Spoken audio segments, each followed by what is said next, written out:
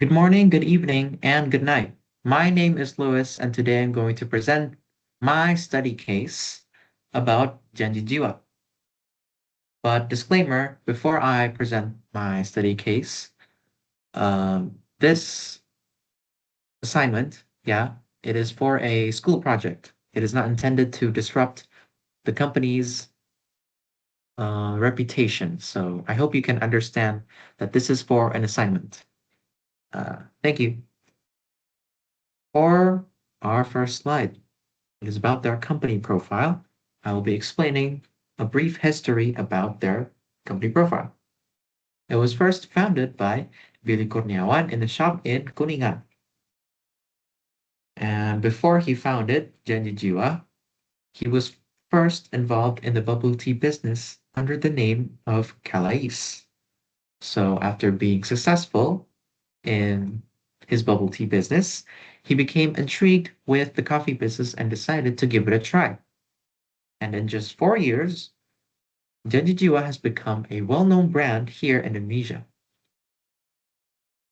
As for their product, they're very well known for their coffee, but they also sell toast and tea.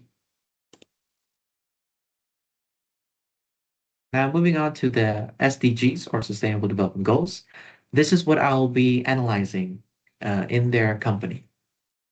So before I present my analysis, I will be explaining to you about their brief history and their goal.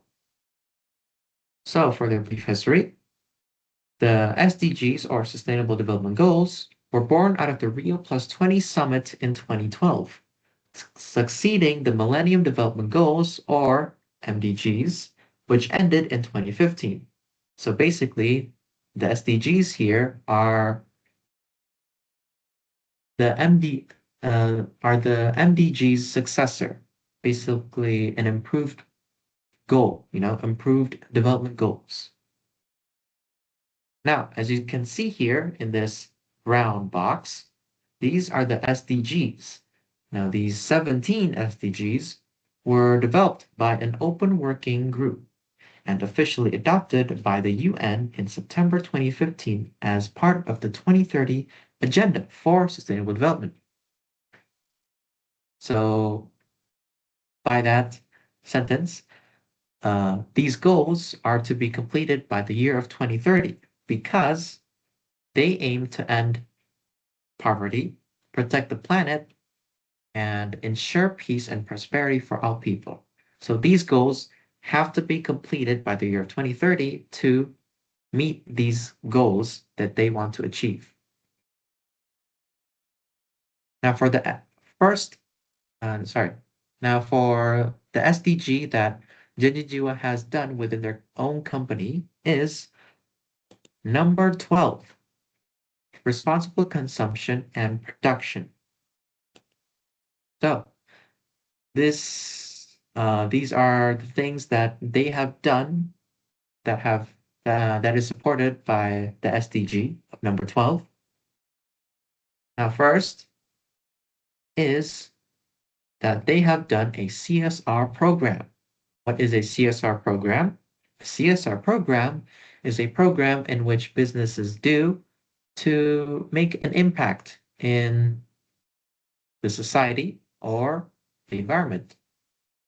So in their CSR program, they intended to do this program to reduce single-use plastic by providing reusable bags to their own customers. They want their own customers, to reduce single-use plastic. Now, they did this with the name of hashtag Janji Sayang Bumi Tas Daur Ulang. Secondly, Janji Jiwa has thoroughly expressed their use of local coffee beans in many articles and their own profile. So if what they are saying is true, doing that means that they have reduced import emissions and supports local agriculture. And lastly, Janji Jiwa introduced cups made from rPET or recycled PET, which can reduce plastic waste. So this type of cup, this rPET cup, is basically a better alternative to the normal kind of plastic cups that you originally see. Now, with the ones that are supported by the SDGs, there are, of course, the ones that Janji Jiwa has not done correctly within their company, or even not at all. So for their company, they have not done correctly in number 8, decent work and economic growth. Now, from what I've seen and analyzed from Google reviews and from multiple branches of their outlets, I have seen that many people have ranted about Janji Jiwa's very poor service. This either means that their employees have a lack of training or poor communication. Now, for that, I provide a solution using the technique called SWOTs, or strengths, weaknesses, opportunities, and threats. So yeah, my solution is a continuous and comprehensive training. So for my solution, uh, the strength in it is the strengths in it are that their employees' service quality, consistency, and adaptability would be improved. So with training their employees, they will of course develop talents and skills. With those talents and skills comes opportunities. So by developing these talents and developing new skills, they can nurture their own future leaders within their own company. That is a great opportunity if Denji Jua takes it.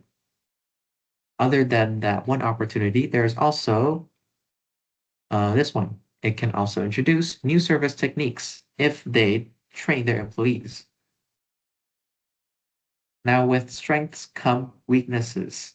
So, with continuous training, if Genji Jiwa does do my solution, it will require investment in time, money, and qualified trainers.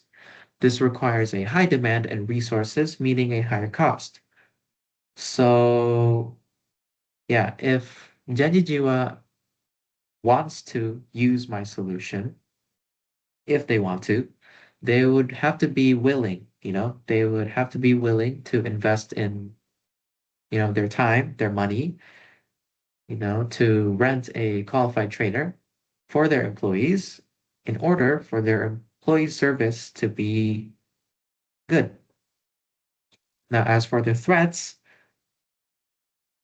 as what I have said, by training employees, they will develop talents and skills. Now, with those talents and skills, they might leave for other companies or competitors, better ones, because they might have maybe better wages or better pay. And then there's also resistance. Some employees may also resist continuous learning. Now, that is entirely on the employee's side. It is not for, yeah, that can be fixed if Genji Jiwa is willing to encourage, no, willing to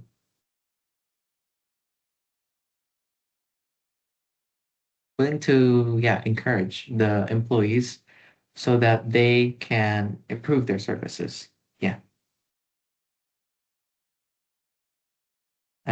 So that is all for my presentation about my study case about Genji Jiwa.